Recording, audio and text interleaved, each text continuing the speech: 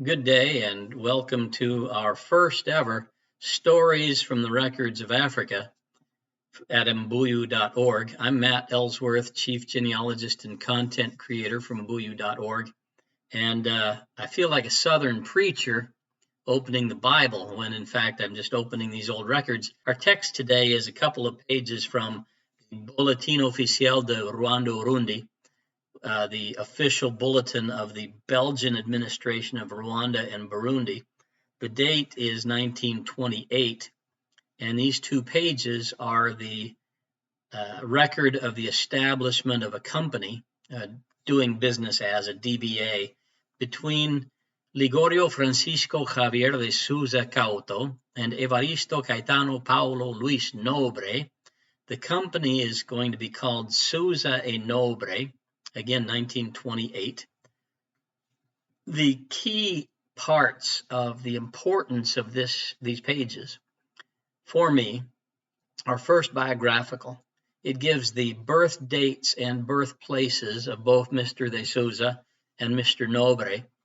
It tells that they're both of Portuguese nationality, both born in Goa, Portuguese India, and gives the dates of birth and places of birth.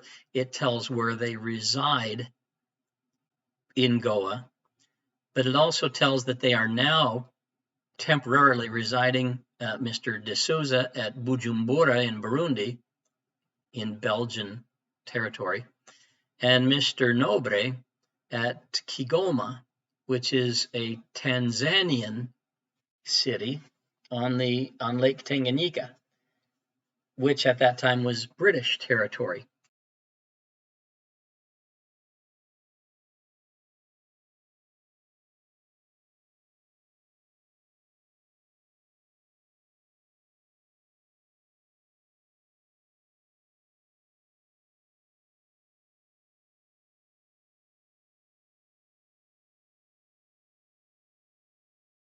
Souza Couto has a plantation or agricultural space at Bujumbura, or actually in Kiyogoma, in the Chefferie of Bigirobe, 43 hectares. And here's the next important part, past the biographical. It says that land was recorded on 30 October 1920, 8 years previous, in the name of Souza Nobre and Company, meaning that they were in business shortly after they were 30 years old together in East Africa. And it also says that the land registry was open and functioning. It says it was inscrit au titre foncier des territoires Rwanda-Urundi sur le numéro 527. That is, it was recorded in the land registry of the territory of Rwanda-Burundi under item number 527. That is interesting in various ways. First, it says that the land registry was careful and thorough, and that you could refer to it. And that is fascinating because even now in Burundi, only a small percentage of land transactions, purchases and sales, are being recorded by the land registry office. And I have no idea who is holding the old land registry documents, if anyone, if they still exist. I don't know, and I would love to know if this entry number 527 of 30 October 1920 can still be found in the files.